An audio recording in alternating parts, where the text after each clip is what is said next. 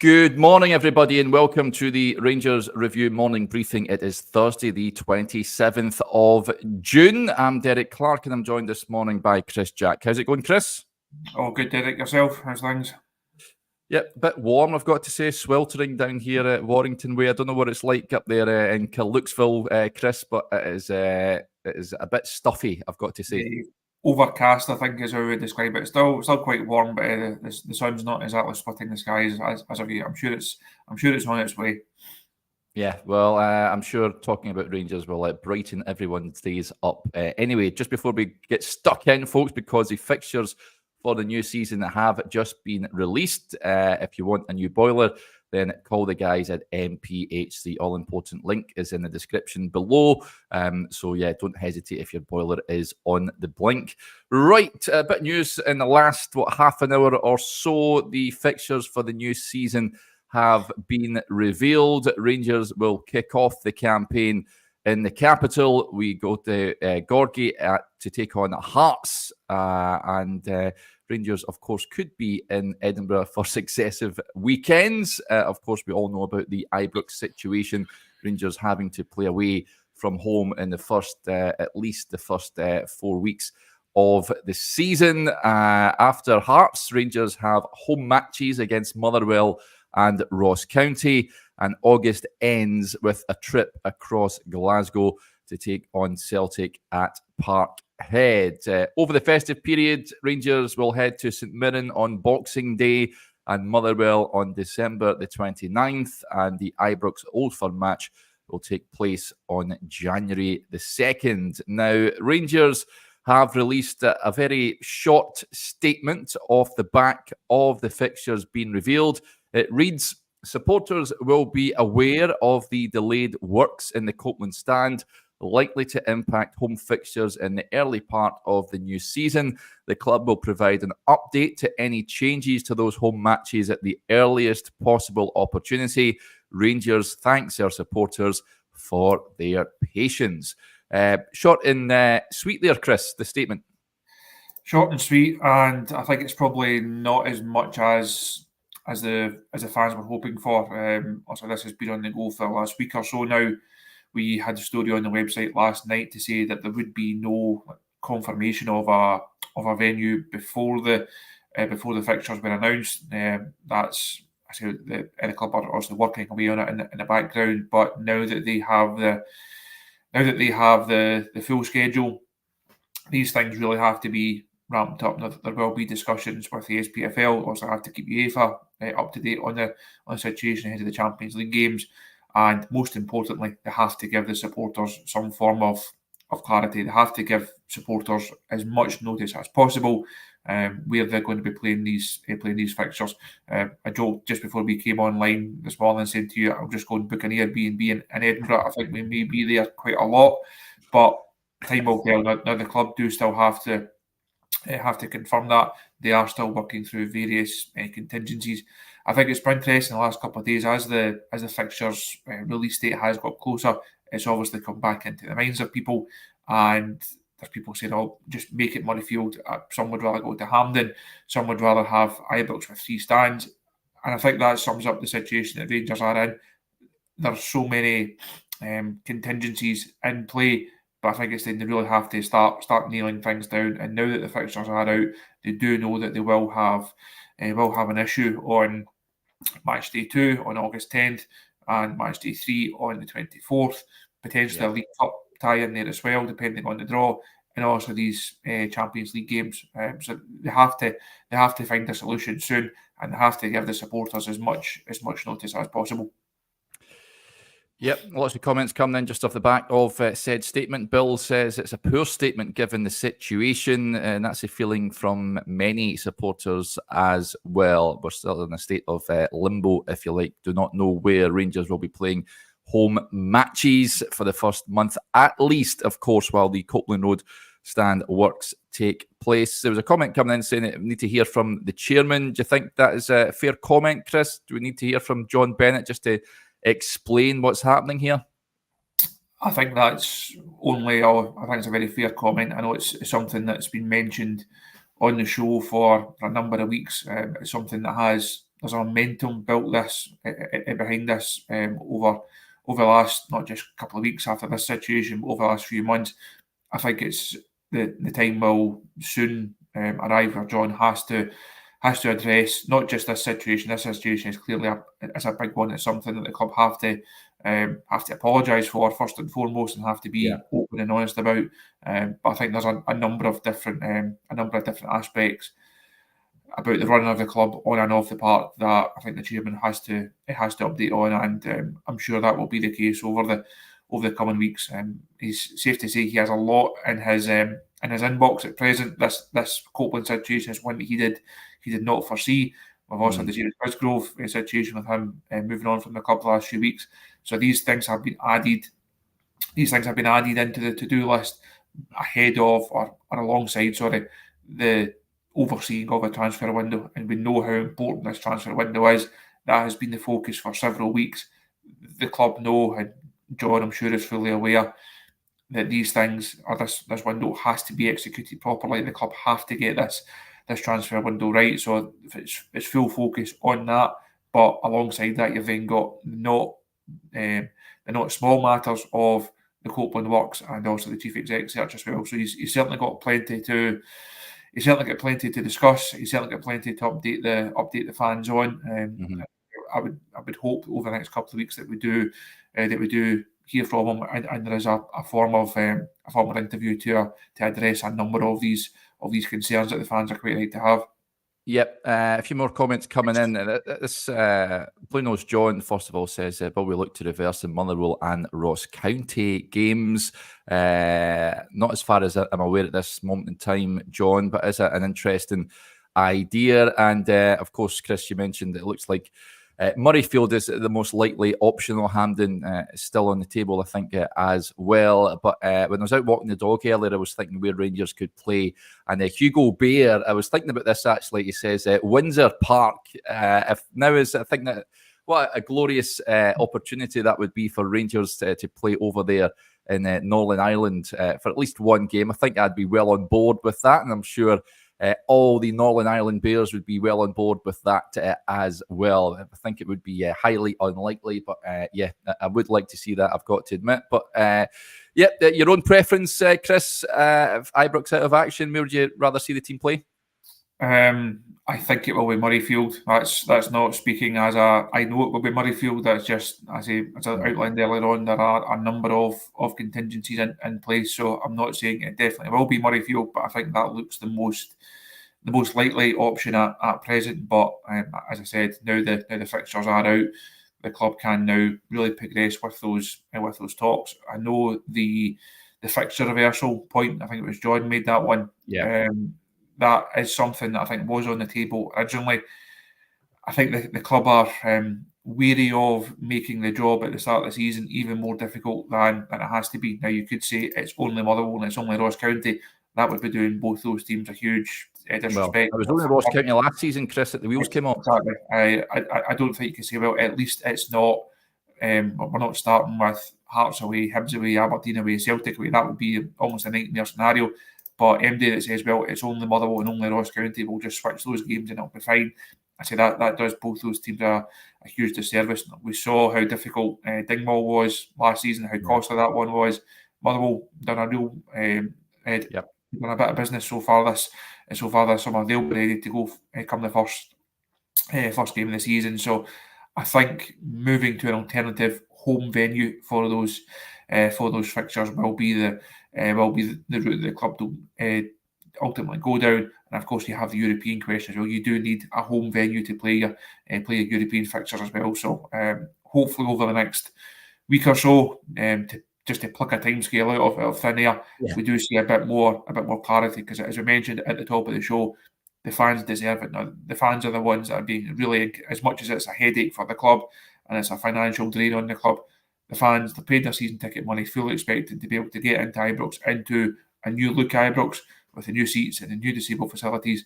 They were expecting to be in there for the first game of the season. It's not going to happen. And as I said, the club owe them an apology and owe them as much forward notice of change of plans as is possible. Yeah, of course, it's not just domestic games. The European matches will be taking place away as well. So, the quicker Rangers can update supporters, the better. CGM 55, the point says Murrayfield is the best option. Be interesting to see how many of the 67,500 capacity we would sell. It might influence future Ibrox expansion plans. Will be interesting to see how many incidentally turn up to the pre-season friendly with Man United next month.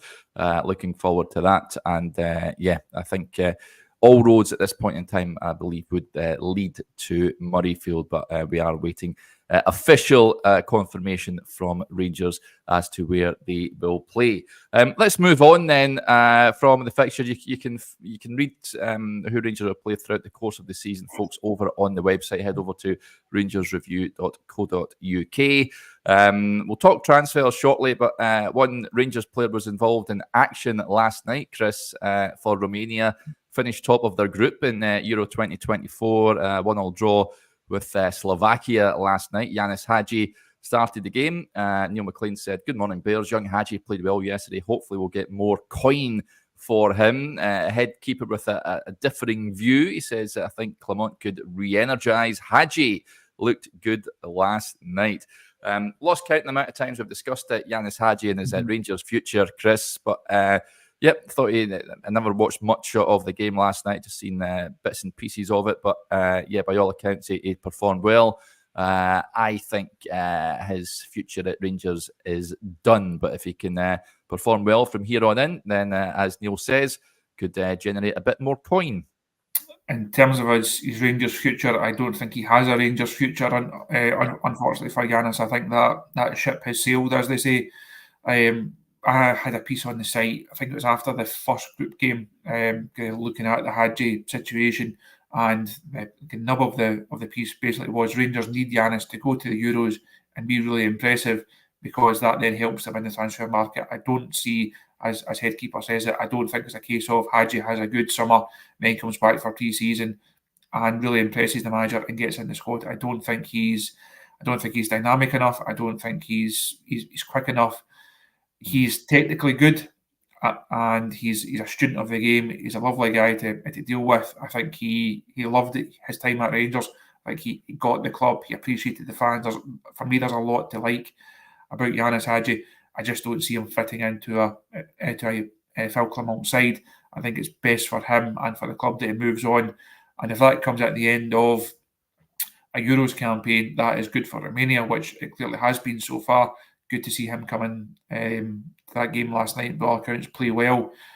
I think that's definitely a positive for Rangers, because, again, in a piece I had on the site the other day there, they do have to maximise their income from these sales. We're talking about a number of players moving on, looking at potentially a dozen.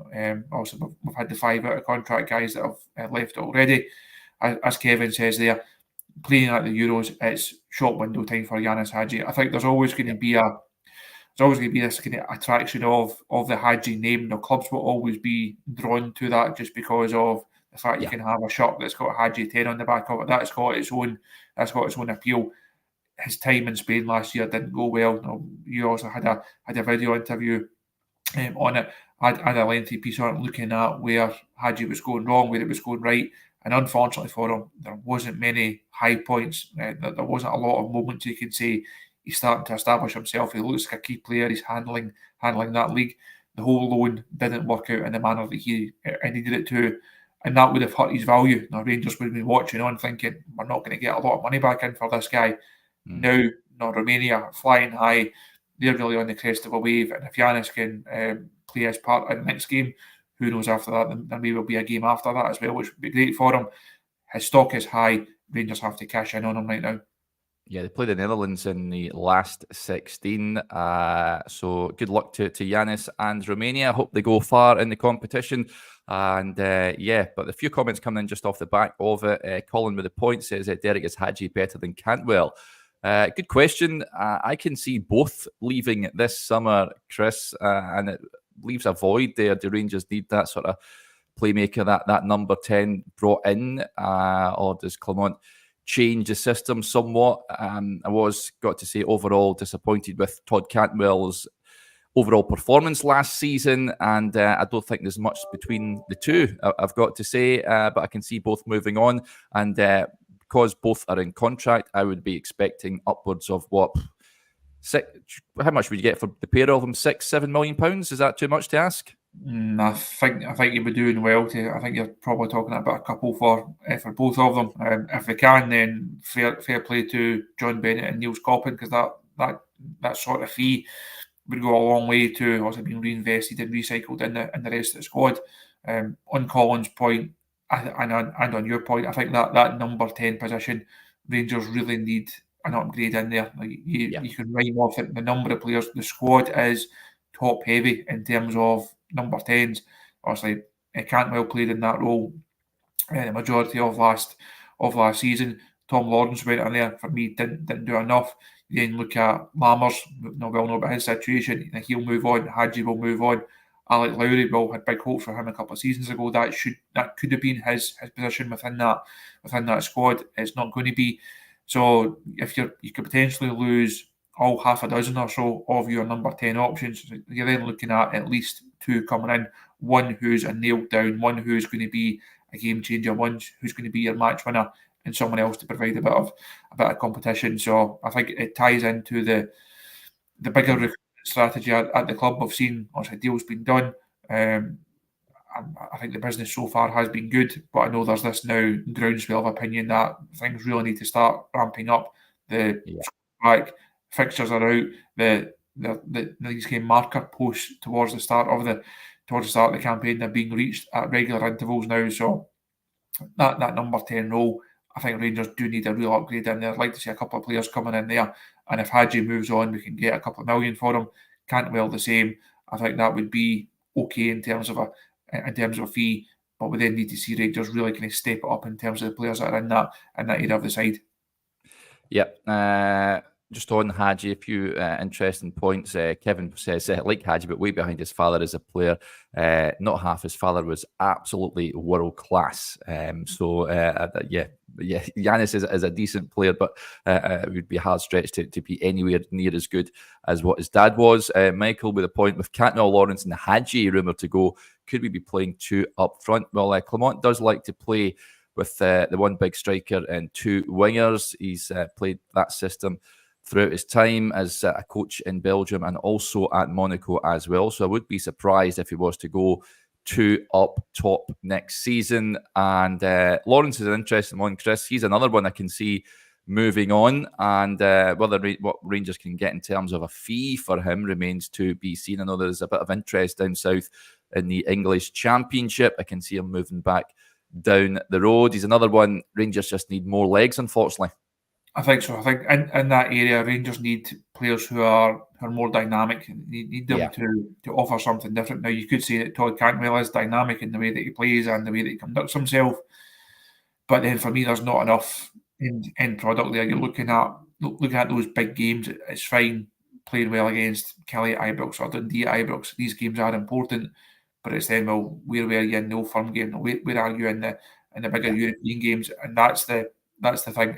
And that doesn't just apply to Cantwell. That can apply to a number of players within the squad. We need players who are capable of, yes, churning out wins against most of the teams in the league, but they have to win the games against the bigger teams in the league. And of course, there's no bigger game than the Old Firm. Last season showed you will not win the league if your Old Firm record is as poor as Rangers' record was. That has to change next season.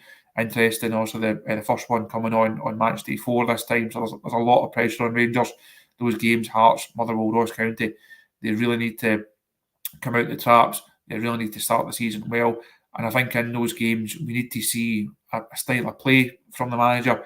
We need to see also who's going to take those particular roles, and then come the Old Firm game, that's then the first big test for this new group. If there's a new number 10 in there, what an opportunity you've got. Go to Parkhead, go and control the game, go and win the game, go and be a big influence on it, and then that just changes the mood, and it changes the feeling around the support and what we can potentially expect over the weeks and months that follow. So as daunting as that may be for some players, if you are good enough, you'll be able to handle that, and I think that's what Rangers need in that in that era. They need someone who has the quality, who can score goals, who can provide assists, but they've also got that mentality of, this is a big game, I'm going to go and be a big game footballer. Yeah, Rangers need more of them, and of course we'll have fans at Parkhead for that first Old Firm match of the season, which will be a welcome return for the supporters to cheer on the team. Another player that I think will be heading towards the exit door, Ali Fiditelli raises the point, says a lot that people are forgetting about. Dowell, brilliant left foot when fit, but he's too injury prone. Will other teams be interested? There will be interest in Kieran Dowell down south, Ali. It's a decent reputation down here, and I can see him moving on. Similarly, just see Tom Lawrence, I think, with Kieran Dowell. Injury prone. He was injured when Rangers signed him. He was out with a knee injury that kept him out of action with Norwich for quite some time. And unfortunately, we've only seen in fits and starts just how good a player he is. But unfortunately, Rangers need more robust individuals in the building. And Kieran Dowell, for me, Chris, I can see him moving on. But again, it's up to other clubs to come in and tempt him away. It's all right saying they need to move on, but Rangers need to find a buyer. And that will be, we think of the work that has to be done over these next few weeks, the next couple of months of the window. That's going to be a real challenge for Rangers. They've also had to pay these players well. If you're signing players from the Championship, bringing players in from abroad, in the case of Dessers and Lammers, they're not coming in for $5,000 a week. So especially the English guys, and they're coming up from south of the border, you almost have to pay a premium to get them here. And they will say, well, I'm on a decent wage. Why would I want to give that up? Now, you would think, or you would hope that the professional side of a number of these players would say, if I'm not going to be involved, I'm not going to be playing regularly, not even going to make perhaps even make the squads that time, it's best for me to move on. I want to go and play football. Certainly at the ages of likes of Dowell, likes of Lawrence, surely they don't want to be sitting in the stand thinking, I'm not going to get a kick of the ball up here. So you would hope that would come into play, and the Rangers would be able to find a way to get them out the door. But it takes every part of a deal to make it happen. Now, it's fine Rangers wanting to sell a player, but as you said, there has to be a buyer, and the player also has to agree to it as well. And that then comes with family considerations, and if they're settled off the pitch, and kids starting school, and houses, and all the things that come with that. So it's going to be a challenge, I think, for Rangers. It's a big challenge, but it's a really important one. They cannot carry a squad of more than 40 players. That's just daft. Yeah. The squad size has to come down. I think the squad age will come down. Be interesting to see where the wage bill lies next season as well, because that's crept up and up and up. But as it has done so, the output has then not been there in terms of silverware and going and being successful. So I think there's still a lot of work to do over these next few weeks, and hopefully now, as more and more clubs come back, more and more managers are getting back behind their desk and thinking of potential players and potential moves that they can make, we will see these things starting to fall into place. Yeah, speaking of the manager, Stuart Campbell with the appointment, when we hear from the manager, I don't expect to hear from him until perhaps pre-season camp in Holland. You'll think, who's going to that? Joshua's going to that, isn't he? No, I'm already. You're going to that.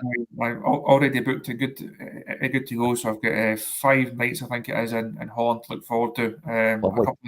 A couple of games out there as well, hopefully, and we'll definitely be catching up with the manager during that trip. I'm not sure if the club have any plans to do an in-house interview with him and put it on RTV over the next couple of weeks.